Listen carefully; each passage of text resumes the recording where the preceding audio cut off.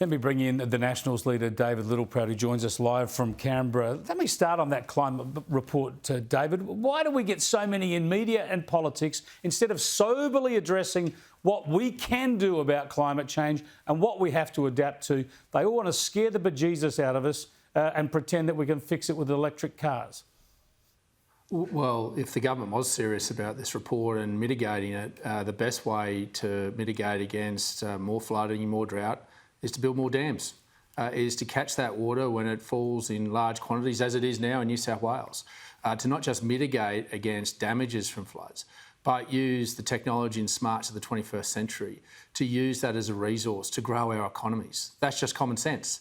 And this government took over $4.6 billion away from building dams. In fact, they've taken more than that. They've just kicked the rest down the road and said it'll stay there until they make a decision. And this is really where if governments do want to stop gesturing about taking real action, doing something practical, well, start burning some diesel and start digging some holes, start plumbing this country and mitigating against floods and droughts for that matter. Because if you think through the Murray-Darling Basin Plan, if our forefathers hadn't built the dams that they did in 2017, 2018, I can tell you the whole Murray system would have gone dry. That would have been an ecological disaster. But it was the foresight of our forefathers that built those dams, that caught the water in times of high rainfall and was able to use it and spread it out for not only agricultural use, but for environmental use.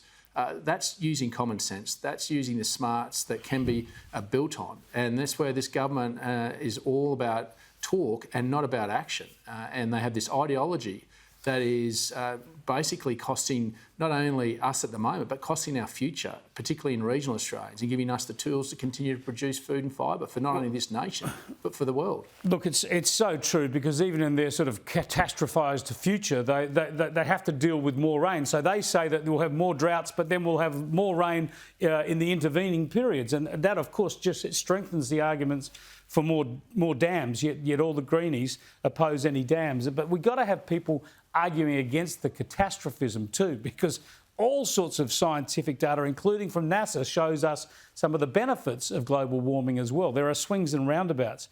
I want to go on to another issue though, David, and that's the one that's dominating political debate in Canberra today, these industrial relations bills. There's no problem here to be fixed. This is just Labor obviously paying its union dues. But what could the damage done to the country be, and how quickly could we see changes if these laws are passed as we expect in the next couple of weeks? Yeah, look, no one's against trying to lift wages. We're all trying to do that, but it has to be sustainable. And if you swing the pendulum too far in favour of paying back your political masters, what has the potential is there's some unintended consequences. Unintended consequences that any short-term pay increases won't be sustainable into the future. This is about making sure you have an industrial relations system that has the balance right, using an independent umpire that looks across the whole of the economy, understanding the economic influences, both domestic and a geopolitical level, and making sure that you understand those impacts and the decisions that you make. And if you look at who's going to be impacted the most, it's actually small businesses. Big business, for all their grandstand and the impacts they'll have on them, they'll be able to foot the bill.